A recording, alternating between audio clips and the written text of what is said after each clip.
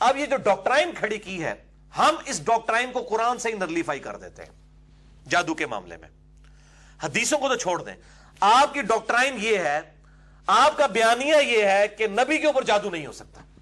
اگر ہم قرآن حکیم سے ثابت کر دیں کہ نبی پر جادو ہو سکتا ہے، جیسے باقی معاملات ہیں، نبی کو بھوک لگتی ہے، نبی کو جب زخم لگتا ہے خون نکلتا ہے، نبی پر جب دکھ آتا ہے آنسو نکلتے ہیں، باقی سارے معاملات ہیں، نبی کی بیویاں بھی ہیں، کھانے پینے کا محتاج بھی ہے، سارے معاملات. تو اس طریقے سے نبی کے اوپر جادو بھی ہو سکتا ہے. یہ ڈاکٹرائن جو ہے کہ نہیں ہو سکتا، اس کو ہم توڑتے ہیں سورہ طٰہٰ کی آیت نمبر 65 سے لے کر 70 تک. اس کے اندر ڈیٹیل کے ساتھ اللہ تعالیٰ نے موسیٰ علیہ السلام اور جادوگروں کا ذکر کیا ہے. سورہ طٰہٰ آیت نمبر 65 سے لے کر 70 تک. قالوا یا موسیٰ، وہ کافر کہنے لگے جو جادوگر آئے تھے، اے موسیٰ، اما ان تلقی و اما ان نکون اول من القا، کیا تم ڈالو گے اپنا، وہ تو یہ سمجھتے تھے کہ یہ بھی جادوگر ہے، تم اپنا شوبتا پہلے دکھاؤ گے نعوذ باللہ، یا ہم دکھائیں. قال بل القوا، موسیٰ علیہ السلام نے کہا بلکہ تم ہی کرو. فاذا حبالهم وعصیهم یخیل الیہ من سحرهم انہا تسعی، تو جب انہوں نے وہ اپنا جادو ڈالا تو ان جادوگروں کی رسیاں اور لاٹھیاں، یخیل الیہ، یہ واحد کا صیغہ ہے، الیہم نہیں ہے، یعنی موسیٰ علیہ السلام کو خیال گزرا، موسیٰ علیہ السلام کے اوپر یوں اثر ہوا، من سحرہم، ان کے جادو کا. شکر ہے یہ سنگولر کا صیغہ آیا ہے، الیہم ہوتا تو انہوں نے کہا نا موسیٰ مراد نہیں ہے، باقی لوگ مراد نے. یہ اللہ تعالیٰ نے اس طرح حفاظت کی ہے قرآن حکیم کی.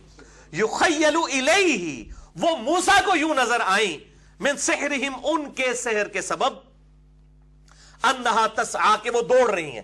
وہ رسیاں بھی سانپ کی مانند دوڑتی ہوئی نظر آئیں، حالانکہ نہیں تھی. وہ سورہ الحج کی آخری آیات میں آتا ہے، اللہ تعالیٰ فرماتا ہے کہ کوئی شخص ایک مکھی پیدا نہیں کر سکتا، تو یہ سانپ کون بنا سکتا تھا؟ وہ ایک جادو کا اثر تھا، ہے رسیاں تھی، لیکن موسیٰ علیہ السلام کو وہ نظر آئی کہ یہ تو ہل رہی ہیں اور یہ بھی سانپ ہے. اس کے بعد مزید وہم آپ کا نکالا ہے اللہ تعالیٰ نے. فَأَوْجَسَ فِي نَفْسِهِ خِيفَةً مُوسَى، موسیٰ علیہ السلام اپنے جی ہی جی میں خوف کھا گئے. اگر وہ رسیاں اور سانپ ہی تھی تو ان کو خوف ہی نہیں کھانا چاہیے تھا. اگر نہیں تھی رسیاں، سانپ نہیں بنی ہوئی تھی، صرف رسیاں اور لاٹھیاں ہی تھی، تو پھر ڈرنے کی کیا ضرورت تھی؟ ان کو نظر آئی تو انہوں نے خوف کھایا. تو پھر کیا ہوا؟ قُلْنَا لَا تَخَفْ، اللہ تعالیٰ فرماتے ہیں ہم نے کہا اے موسیٰ مت ڈریے، اِنَّكَ أَنْتَ الْأَعْلَىٰ، بے شک آپ ہی ان پر غالب آئیں گے. وَأَلْقِ مَا فِي يَمِينِكَ، آپ ڈال دیجئے آپ کے ہاتھ میں جو آپ کا عصا ہے، اس کو زمین کے اوپر ذرا ڈالیے تو صحیح. تلقف ما صنعوا، یہ نگل لے گا جو کچھ انہوں نے شعبدہ بازی کی ہے، ما صنعوا، جو کچھ انہوں نے بنایا ہے. انما صنعوا کید الساحر، یہ تو صرف جادو کا کرشمہ ہے جو دکھایا جا رہا ہے. ولا یفلح الساحر حیث اتا، اور ساحر کبھی کامیاب نہیں ہو سکتا جہاں سے مرضی وہ آ جائے. پیغمبر کے مقابلے پہ اسے کامیابی نہیں ہو سکتی، پیغمبر کے پیچھے تو اللہ ہے اس کی حفاظت کرنے والا. وہی ہوا کہ وہ سب کو نگل گیا. اب اس کا اثر کیا ہوا؟ سب سے پہلے اثر قبول کیا جادوگروں نے. فَأُلْقِيَ السَّحَرَةُ سُجَّدًا، سب کے سب جادوگر گر پڑے سجدے میں. قَالُوا آمَنَّا بِرَبِّ ہارون وموسیٰ، اور انہوں نے کہا کہ ہم ایمان لائے اپنے رب پر جو موسیٰ علیہ السلام کا بھی رب ہے اور ہارون علیہ السلام کا بھی رب ہے. اچھا آپ دیکھیں، فرعون نہیں ایمان لے کر آیا اور وہ جادوگر ایمان لے کر آئے. ٹیکنیکل ریزن اس کے پیچھے کیا ہے؟ کیونکہ جادوگر جادو کے فن کو سمجھتے تھے، ان کو پتا تھا کہ جادو اپنے ایپیکس میں کہاں تک جا سکتا ہے. ہر شخص اپنے شعبے کی ایپیکس اور چوٹی کو جانتا ہے. جادوگر بھی جانتے تھے کہ یہ جادو نہیں ہے، جادو سے صرف یہ ہلتی ہوئی دکھائی جا سکتی ہے، یہ جو سب کچھ کھا پی گیا ہے یہ نہیں کہا کوئی. ورنہ تو کہتے ٹھیک ہے جی تسی بھی نکی جی سٹو، اسی بھی کھوا کے دسنے. ان کو پتا چل گیا یہ جادو نہیں ہے. جس طرح ایک میڈیکل فیلڈ کا جو ڈاکٹر ہے وہ چیز جانتا ہے کہ میڈیکل فیلڈ میں کہاں سے آپ زیادہ سے زیادہ کہاں تک پہنچ سکتے ہیں. یعنی اگر کسی کی ہڈی ٹوٹ گئی ہے تو ظاہر ہے کہ ہڈی کو جوڑنے کے لیے، بانڈ بنانے کے لیے 6 سے 8 ہفتے چاہیے. تو وہ پلسٹر کر کے وہ ہڈی کو سامنے کر کے اور اس کے اوپر پلسٹر کر دیتے ہیں اور کہتے ہیں کہ جس کو بالکل سیدھا رکھنا ہے خود بخود وہ ہڈی بانڈ بنائے گی. ڈاکٹر نہیں بانڈ بناتا، نہ دوائی سے بانڈ بن سکتا ہے. وہ بانڈ جو بننا ہے وہ نیچرلی وہ دونوں طرف سے ہڈی میں سے مواد نکلے گا جو اللہ تعالیٰ نے ایک فزیکل فینومینا آف نیچر رکھا ہے. لیکن اگر کسی ڈاکٹر کو یہ بتایا جائے کہ آپ کی ٹانگ توڑیں گے اور ایک بندہ یوں کر کے ہاتھ پھیرے گا اور بالکل سیدھا کر دے گا, وہ کہے گا یہ امپاسبل ہے, یہ فزیکل فینومینا آف نیچر کو توڑنا ہے, اس کا ایک ٹائم ہے, اس ٹائم سے پہلے تو یہ ہو ہی نہیں سکتا. اور یہی ہمارے محبوب صلی اللہ علیہ وآلہ وسلم نے کیا. صحیح بخاری میں حدیث موجود ہے, ایک صحابی کی ٹانگ ٹوٹ گئی, بڑی ڈیٹیل حدیث ہے, مسئلہ نمبر 131 سی کے اندر میں نے آپ صلی اللہ علیہ وآلہ وسلم کے 131 سی میں 17 معجزات بخاری اور مسلم سے بتائے ہیں. اس میں سے ایک معجزہ یہ بھی تھا, آپ صلی اللہ علیہ وآلہ وسلم نے پنڈلی کی ہڈی ٹوٹی ہوئی تھی, اس پہ ہاتھ پھیرا تو وہ کہتے ہیں اللہ کی قسم اس طرح ہوگی کہ کبھی ٹوٹی نہیں تھی اسی وقت. اب یہ فوراً بانڈ بن کے اس کا ٹھیک ہو جانا یہ معجزہ ہے. فزیکل فینومینا آف نیچر کو توڑنا ہی تو معجزہ ہے, عقل کو عاجز کر دینے والی چیز. یہ علم الکلام کا لفظ ہے معجزہ. عربی میں قرآن حکیم میں حدیث میں معجزے کا لفظ نہیں آیا, اس میں آیتن کا لفظ آیا, نشانی, میریکل. تو یہ اللہ تبارک و تعالی اپنے پیغمبروں کے ذریعے ان معجزات کا ظہور فرماتا ہے, جس کے لیے چاہے اور جس وقت چاہے اس طرح کے معجزات کا ظہور ہو جاتا ہے, فزیکل فینومینا آف نیچر کو توڑنے والے معجزات. تو یہ جو موسیٰ علیہ السلام کے سامنے جادوگر آئے, ان کو یہ بات پتا چل گئی کہ یہ جادو نہیں ہے, وہ ایمان لے آئے. اب اس سے بالکل کلیئر کٹ پتا چلا کہ موسیٰ علیہ السلام کو بھی وہ رسیاں سانپ کی مانند ہلتی ہوئی نظر آئیں. تو موسیٰ علیہ السلام پر جادو ہو گیا تو آپ کا جو اصول اور مبادی تھا وہ ٹوٹ گیا کہ نبی پر جادو نہیں ہو سکتا. ہم یہ پوچھتے ہیں وہ جو اصول اور مبادی یہاں تک ٹوٹا کہ اسی دوران ان کے دل میں خوف بھی پیدا ہوا, پھر اللہ کی طرف سے وحی بھی آئی. اللہ تعالیٰ اپنے نبیوں کی حفاظت کرنے والا ہے. اگر ہمارے محبوب صلی اللہ علیہ وآلہ وسلم کو چند دن اس کیفیت سے گزارا گیا تو اللہ تعالیٰ نے وحی کے اعتبار سے آپ کی حفاظت کی. آپ کے ساتھ ایسا معاملہ نہیں تھا کہ وحی کا معاملہ, آپ صلی اللہ علیہ وسلم کچھ کام کرتے تھے پھر بھول جاتے تھے, خصوصاً اپنے بیویوں کی جو باری ہے اس کو بھی بھول جاتے تھے. بخاری اور مسلم میں اس کی ڈیٹیل آتی ہے, میں وہ حدیث بھی یہاں پہ بیان کر دیتا ہوں. تو اس سے زیادہ آپ کے اوپر کوئی اثر نہیں تھا اور اللہ تعالیٰ نے حفاظت فرمائی. اور آپ پھر یہ کہتے ہیں جی یہ حدیث تھی تو بڑے لوگوں نے روایت کیوں نہیں کی ہے, صرف جو ہے وہ حشام نہیں, جو عروہ کا بیٹا ہے, عروہ ابن زبیر, جو عبداللہ ابن زبیر کے چھوٹے بھائی ہیں, اما عائشہ کے بھانجے ہیں, انہوں نے روایت کی ہے. یہ شام جو ہے یہ سٹھیا گیا تھا, نعوذ باللہ. بھائی اما عائشہ نے یہ حدیث بیان ہی ایک بندے کے ساتھ کی تاکہ امت تک یہ پیغام پہنچے. یہ آپ صلی اللہ علیہ وآلہ وسلم پہ جو اثرات تھے یہ لوگوں نے آبزرو نہیں کیے, یہ صرف آپ کی بیویوں نے آبزرو کیے ہیں. اور اسی حدیث میں بخاری اور مسلم میں الفاظ بھی موجود ہیں, آپ صلی اللہ علیہ وآلہ وسلم نے اس حدیث کو بیان کرنے سے بھی روک دیا کہ اس کو آگے ڈیٹیل سے بیان نہ کیا جائے, ورنہ تو کئی صحابہ اس حدیث کو بیان کرتے. اس حدیث نے خود اپنی حفاظت اس اعتبار سے بھی کی ہے, وہ میں حدیث بھی آپ کو بیان کر دیتا ہوں. تو آپ صلی اللہ علیہ وآلہ وسلم نے اس کو بیان کرنے سے بھی روک دیا, یہ حفاظت کی اللہ تعالیٰ نے اسپیشلی آپ صلی اللہ علیہ وآلہ وسلم کی. تو یہ بالکل بہانہ غلط ہے, لیم ایکسکیوز ہے کہ جی وہ وحی کا کیا بنے گا, وہ تو پھر جادوگر, یہ تو قرآن اعتراض ہے. قرآن کا اعتراض یہ نہیں ہے, کافروں کا جو اعتراض قرآن نے نقل کیا وہ بالکل اور ہے. آپ صلی اللہ علیہ وسلم ہمارے لیے, پوری امت کے لیے رول ماڈل بننے والے ہیں, تو آپ کو ان تمام کیفیات سے گزارا جائے گا. آپ کا جب بیٹا ابراہیم فوت ہوا, صحیح بخاری میں آتا ہے آپ کی آنکھوں سے آنسو بھی نکلے, صحیح مسلم میں آتا ہے طائف کے موقع کے اوپر جب آپ کو پتھر لگے آپ صلی اللہ علیہ وسلم کا خون مبارک بھی نکلا. بخاری اور مسلم دونوں میں آتا ہے جب دانت شہید ہوئے تو ایسا خون کا فوارہ چھوٹا کہ آپ صلی اللہ علیہ وسلم بلڈ پریشر کے لاس ہونے کی وجہ سے بے ہوش ہو گئے, اسی لیے آپ کی جو شہادت کی خبر بھی مشہور ہو گئی. تو آپ صلی اللہ علیہ وسلم کے ساتھ وہ سارے معاملات ہوتے. آپ کی بیٹیوں کو بھی طلاق پڑی, آپ صلی اللہ علیہ وسلم نے اپنی 3 بیٹیاں جو آپ کی زندگی میں فوت ہوئیں جوان, ان کو دفنایا بھی. سارے سرکمسٹانسز سے آپ کو گزارا گیا, اور اس ایک ذریعے پہ بھی گزارا گیا, جادو کے اعتبار سے بھی, کہ ایک دفعہ آپ کو گزارا گیا, اس کے بعد کبھی کسی پہ جادو نہیں ہوا. ورنہ تو سیدنا عمر نے پوری دنیا کو جو آگے لگایا ہوا تھا, رومن اور پرشین امپائر کو,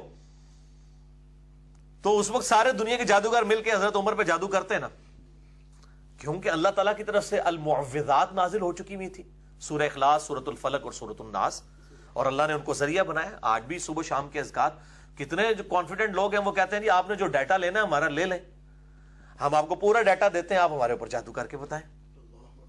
اتنے کانفیڈنٹ لوگ بھی موجود ہیں. جو لوگ صبح شام کے اذکار کرنے والے ہیں الحمدللہ وہ اس اعتبار سے کانفیڈنٹ ہیں الحمدللہ. تو بہرحال یہ جادو والی حدیث بھی آپ سن لیجئے. یہ حدیث صحیح بخاری اور مسلم دونوں میں موجود ہے.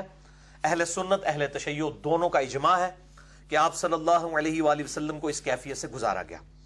بخاری میں انٹرنیشنل نمبر کے مطابق 5763 سے لے کر 5766 تک 4 طرق اس کے موجود ہیں، جس میں پوری ڈیٹیل موجود ہے۔ صحیح مسلم میں ہے 5703۔ اب یہ عجیب حسن اتفاق ہے، بخاری میں 5763 اور مسلم میں 5703، اس میں 63 اس میں 03، اور یہ الحمدللہ مشکات کے اندر بھی موجود ہے، انسائکلوپیڈیا آف حدیث میں معجزات والے چیپٹر کے اندر انٹرنیشنل نمبر کے مطابق 5893۔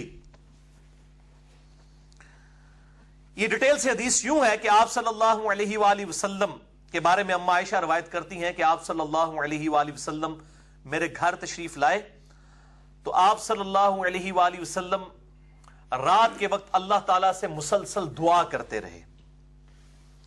تو بعد میں پھر آپ صلی اللہ علیہ وآلہ وسلم نے اس کی وجہ بیان کی، یعنی اما عائشہ نے بھی یہ چیز آبزرو اس اعتبار سے نہیں کی اسٹرانگلی۔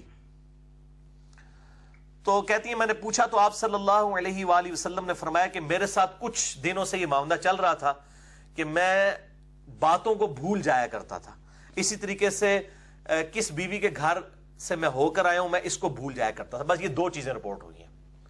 پھر میں نے آج رات اللہ تعالیٰ سے بار بار دعا کی کہ اے اللہ، یہ میرے ساتھ جو کچھ ہو رہا ہے، آپ کو تو نہیں پتا تھا کہ آپ کے اوپر جادو ہوا ہے، آپ پہلی دفعہ اس ایکسپیرینس سے گزر رہے تھے، تو یہ میرے لیے معاملہ اشکار کرتے ہیں۔ آپ صلی اللہ علیہ وسلم کسی جادوگر کے پاس نہیں گئے، کسی تعویذ دھاگے کروانے والے کے پاس نہیں گئے، اللہ کی طرف رجوع کیا۔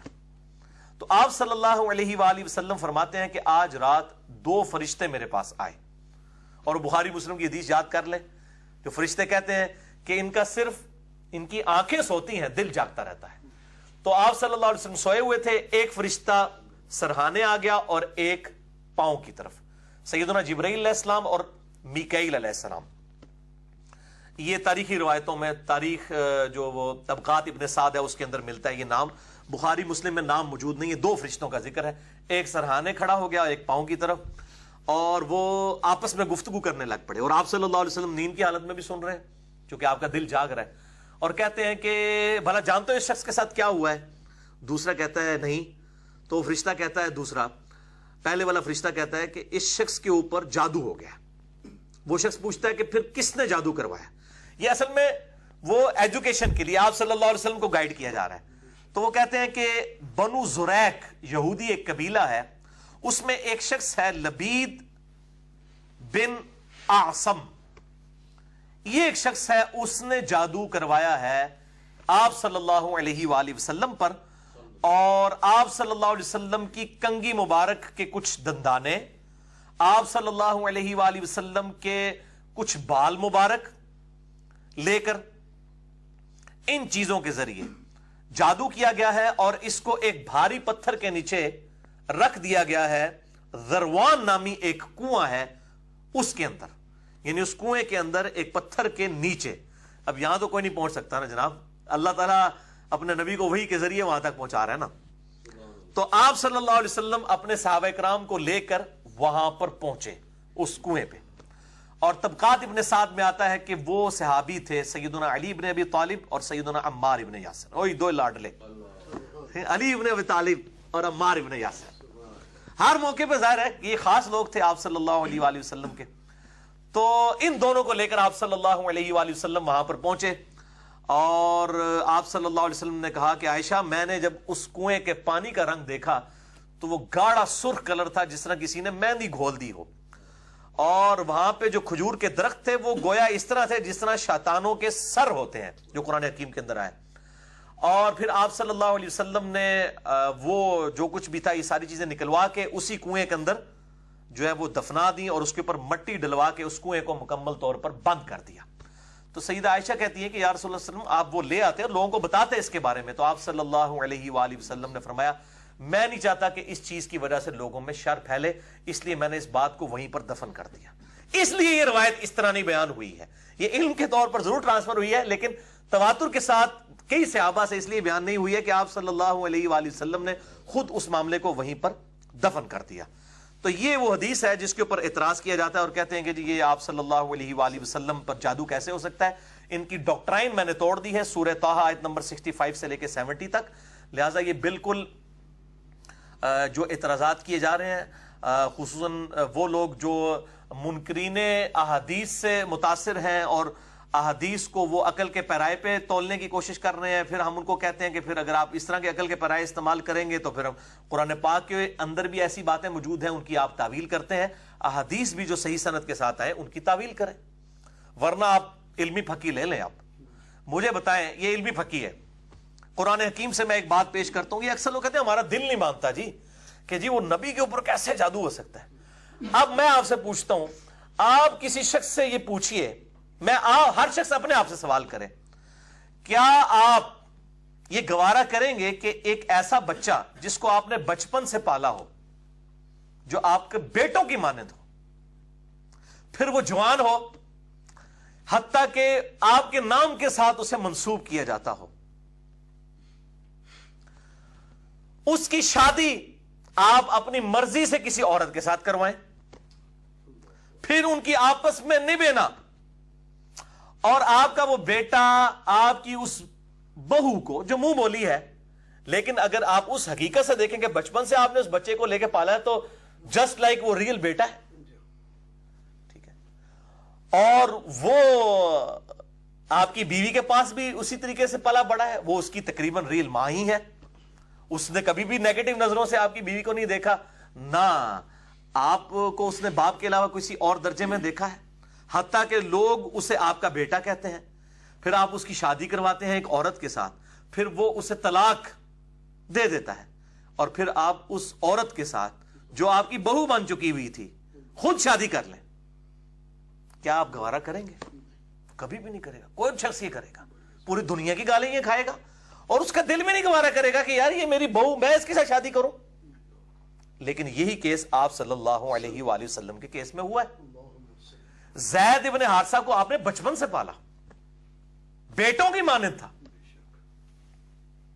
شادی خود کروائی سیدہ زینب کے ساتھ، لیکن نبھ نہیں سکی، وہ ہاشمی خاندان سے تھی، یہ غلام زادے تھے، وہ خاندانی والا معاملہ تو رہتا ہی۔ کافر وہ بھینسا پیج کے اوپر بھی اعتراض کر رہے ہوتے ہیں کہ نبی نے اپنی بیٹیاں علی کو اور عثمان کو دی ہیں، بلال حبشی کو کیوں نہیں دے دی؟ یہ ایکسپیرینس آپ کر چکے ہوئے تھے، اور بخاری میں حدیث ہے اپنے کف میں شادی کرو، ہم پلہ لوگوں کے اندر مشکل ہو جاتا ہے نبھنا، ذات بات کا فرق نہیں، لیکن ہم پلہ تو ہونا چاہیے۔ ایک ایئر کنڈیشن گھر میں رہنے والی بچی کو آپ جھونپڑی میں تو نہیں بیائیں گے نا، یہ تو عقل کے بھی خلاف ہے، اپنے کف میں ہم پلہ لوگوں میں کیا جائے گا نا۔ تو آپ صلی اللہ علیہ وسلم نے سیدہ زینب کے ساتھ، قرآن حکیم میں آیا، اللہ تعالیٰ فرماتے ہیں ہم چاہتے ہیں کہ یہ منہ بولے بیٹے والی رسم توڑ دی جائے۔ زید ابن حارثہ کو زید ابن محمد کہا جاتا تھا، یہ رسم توڑنے کے لیے اتنے بڑے لیول کا کام اللہ تعالیٰ نے کروایا کہ تاکہ کامل یقین ہو جائے کہ منہ بولا کوئی رشتہ نہیں ہوتا۔ اب وہ لوگ تو باتیں کریں گے، اور آپ صلی اللہ علیہ وسلم اپنے دل میں یہ بات چھپاتے تھے، وہ جو کشف المحجوب کے اندر اس کو اور طرف لے گئے، نعوذ باللہ من ذالک۔ تو حالانکہ زید ابن حارثہ کی شادی جس کے ساتھ ہوئی تھی وہ نبی صلی اللہ علیہ وسلم کی کزن تھی، آپ نے بچپن سے زینب کو دیکھا ہوا تھا، زینب کی کون سی ایسی خوبصورتی تھی جو آپ کو اب جا کے بھا جانی تھی، اس اعتبار سے کہ آپ نے پہلے نہیں دیکھی ہوئی تھی۔ ہاں کوئی ان سین عورت ہوتی تو آپ یہ جھوٹا الزام لگاتے ہوئے بھی آپ جو ہے وہ تردد نہ کرتے۔ زینب آپ نے دیکھی ہوئی، آپ نے رشتہ کروایا زینب کا، اس وقت تو پردے کی آیات بھی نازل نہیں ہوئی ہوئی تھی، کوئی ان سین عورت تو نہیں تھی زینب، اگر آپ کی اپنی خواہش ہوتی آپ خود کر لیتے پہلے ہی۔ تو اللہ تعالیٰ تم اپنے دل میں بات چھپاتے تھے اور اللہ اسے ظاہر فرمانا چاہتا تھا، یعنی چھپاتے کیا تھے آپ صلی اللہ علیہ وآلہ وسلم؟ یہی کہ اگر میں نے یہ عمل کیا تو لوگ کیا کہیں گے، تو ہم اس رسم کو توڑنا چاہتے تھے۔ رسم توڑنے کے لیے آپ صلی اللہ علیہ وآلہ وسلم کی طرف سے اس طرح کی ایکٹیویٹی ہونا ضروری تھا، اور وہ کس لیول تک ہوئی، حتیٰ کہ آپ دیکھیں کہ اتنا بڑا ٹروتھ ریویل ہوا سورۃ الاحزاب کی آیت نمبر 40 میں، ما کان محمد ابا احد من رجالکم، محمد صلی اللہ علیہ وسلم تم مردوں میں سے کسی کے باپ نہیں ہیں، یعنی حضرت زید ابن حارثہ مرد تھے۔ جب آپ صلی اللہ علیہ وآلہ وسلم نے اعلان نبوت کیا نا، زید ابن حارثہ کی عمر 25 سال تھی اس وقت، یعنی یہ جوان تھے۔ تم مردوں میں سے کسی کے باپ نہیں ہیں، بلکہ وہ اللہ کے رسول ہیں، وَلَٰكِن رسول اللہ و خاتم النبیین، رسول اللہ ہے اور خاتم النبیین ہے، نبوت کی مہر ہے، اور مہر ڈاکومنٹ کے اینڈ پہ لگائی جاتی ہے، جس کے بعد ڈاکومنٹ میں کوئی چیز ایڈ کرنا جرم ہوتی ہے۔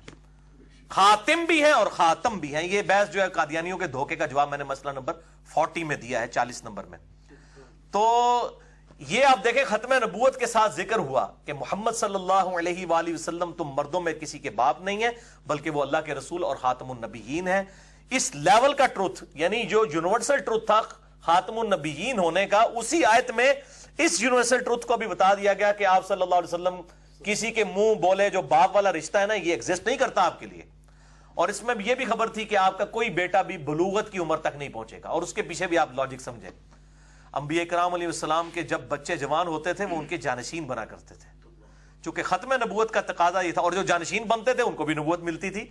حضرت ابراہیم علیہ السلام کے جانشین حضرت اسحاق اور اسماعیل بنے, ان کو پیغمبری ملی. اسحاق کے بیٹے بنے یوسف, ان کو پیغمبری. تو آپ صلی اللہ علیہ وسلم کا اگر کوئی بیٹا ہوتا یقیناً پیغمبر ہونا تھا, لیکن ختم نبوت کا تقاضا تھا کہ آپ صلی اللہ علیہ وآلہ وسلم کا بیٹا کوئی بلوغت کی عمر تک پہنچے نا.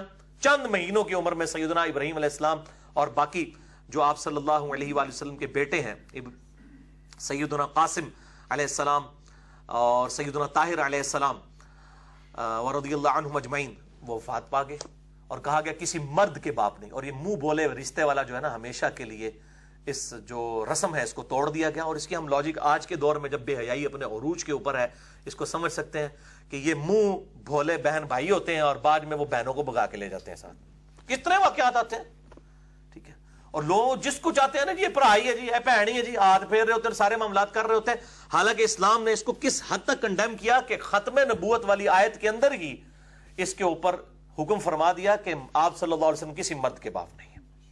ایک اس رسم کو ختم کرنے کے اعتبار سے, دوسرا یہ کہ چونکہ مرد کے باپ نہیں ہے لہٰذا یہ ختم نبوت کا تقاضا ہے کہ آپ کسی مرد کے باپ نہ ہو, آپ کا بیٹا کوئی جوانی کی عمر تک نہیں پہنچے گا, ورنہ وہ بھی پیغمبر ہوتا. آپ صلی اللہ علیہ وآلہ وسلم کا جو اللہ نے مرتبہ رکھا ہے اس کا تقاضا تھا کہ اس کو بھی پیغمبری ملتی, لیکن ختم نبوت کی برکت سے یہ معاملہ ہمیشہ کے لیے سیٹل ہو گیا. اسی لیے آپ صلی اللہ علیہ وآلہ وسلم کا جانشین بھی کوئی نہیں ہے سوائے اس قرآن کے. بخاری اور مسلم میں حدیث ہے عبداللہ ابن ابی اوفا رضی اللہ تعالیٰ عنہ کی, آپ صلی اللہ علیہ وسلم کا وصی قرآن ہے. میں نے ڈیٹیل سے اس پہ ڈسکشن کی ہے, مسئلہ نمبر 85. قرآن اور قتال, نبی صلی اللہ علیہ وآلہ وسلم کی دو خصوصیات. آپ صلی اللہ علیہ وسلم کا واحد معجزہ جس کی بنیاد پر دعوے نبوت ہے وہ یہ القرآن ہی ہے. تو یہ جادو والا مسئلہ بھی بڑے عرصے سے ادھار تھا, لوگ کہتے تھے, اور اس قسم کے اعتراضات بڑے پڑھے لکھے طبقے کی طرف سے بھی آ رہے ہوتے ہیں. تو ہم نے ان کی ڈاکٹرائن توڑ دی ہے کہ قرآن حکیم کی ڈاکٹرائن سپورٹ کرتی ہے کہ انبیاء کرام علیہ السلام پر جادو ہو سکتا ہے, لیکن نبوت کی حفاظت رہے گی, وہ اپنی جگہ رہے گی. وہ تانوں ٹینشن لینے کی لوڑ نہیں ہے, وہ اللہ تعالیٰ نے حفاظت کرنی ہے, ٹھیک ہے نا جی. تو وہ اب آپ صلی اللہ علیہ وسلم پہ حالت جنابت بھی ہوتی تھی. وہ ڈاکٹر عامر لیاقت صاحب کہنے لگے کہ آپ صلی اللہ علیہ وسلم کے لیے ایک وہاں پہ ایک اہل حدیث عالم کو انہوں نے بلایا ہوا تھا, عالم آن لائن میں, میں تو اسے کہتا ہوں عالم آن لائن حاضر, ٹھیک ہے, جب وہ لگتا ہوتا تھا. تو وہ اہل حدیث عالم نے کہا کہ آپ صلی اللہ علیہ وسلم جب حالت جنابت میں ہوتے تھے تو اس نے کہا جی آپ نے کیا کہہ دیا, آپ صلی کیسے جنبی ہو سکتے ہیں. یار آپ صلی اللہ علیہ وآلہ وسلم کے اپنی بیویوں کے ساتھ صحبت نہیں کرتے تھے حالت جنابت میں؟ کتنی حدیثیں ہیں بخاری مسلم کے اندر. تو اس نے کہا نہیں, اگر آپ حالت جنابت میں مان لیا جائے تو اس وقت وحی کا کیا معاملہ ہوگا. تو انہوں نے بڑا پیارا جواب دیا, انہوں نے کہا آپ کو وحی لینے کی ٹینشن کی ضرورت نہیں ہے, وحی کس وقت نازل ہونی ہے یہ اللہ تعالیٰ نے نازل کرنی ہے, ٹھیک ہے نا. آپ کو ٹینشن لے رہے ہیں کہ جی حالت جنابت میں اگر وحی نازل ہوگی تو پھر کیا ہوگا. یہ تو اللہ تعالیٰ کا معاملہ ہے, وہ کس وقت چاہے وحی نازل فرمائے. تو تسی ٹینشن نہ لو کہ جی جناب وہ جادو کے دنوں میں اگر وحی نازل ہوئی تو کیا ہوگا, اللہ تعالیٰ حفاظت فرمانے والا ہے.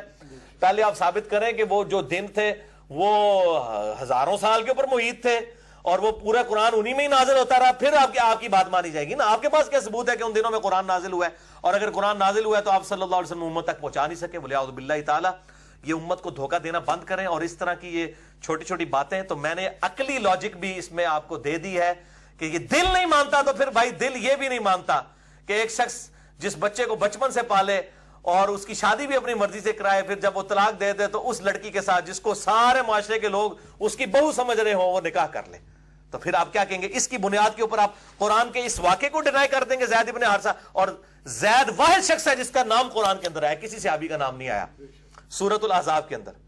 تو یہ میں نے ایک پھکی والا جواب بھی دے دیا ان کو کہ دل نہیں مانتا. آندہ کوئی کہنا دل نہیں مانتا تو دل پھر انہوں نہیں مانتا, ٹھیک ہے, دل کے ماننے کے اوپر ہونا ہے. اللہ تعالیٰ اپنے فیصلوں میں آزاد ہے. وہ جب جو یہ میں نے ایک مثال دی ہے, قرآن حکیم سے میں اس طرح کی اور مثالیں بھی پیش کر سکتا ہوں. بہرحال عقل مند کے لیے ایک دلیل ہی بہت ہوتی ہے. اللہ تعالیٰ سے دعا ہے جو حق بات میں نے کہی اللہ تعالیٰ ہمارے دلوں میں راسخ فرمائے. اگر جذبات میں میرے منہ سے کوئی بات نکل گئی تو اللہ تعالیٰ ہمارے دلوں سے محو کر دے. ہمیں کتاب و سنت کی تعلیمات پر عمل کر کے دوسرے بھائیوں تک پہنچانے کی توفیق عطا فرمائے. سبحانک اللہم بحمدک اشہد ان لا الہ الا انت استغفرک واتوب الیک وما علینا الا البلاغ المبین. جزاکم اللہ خیرا.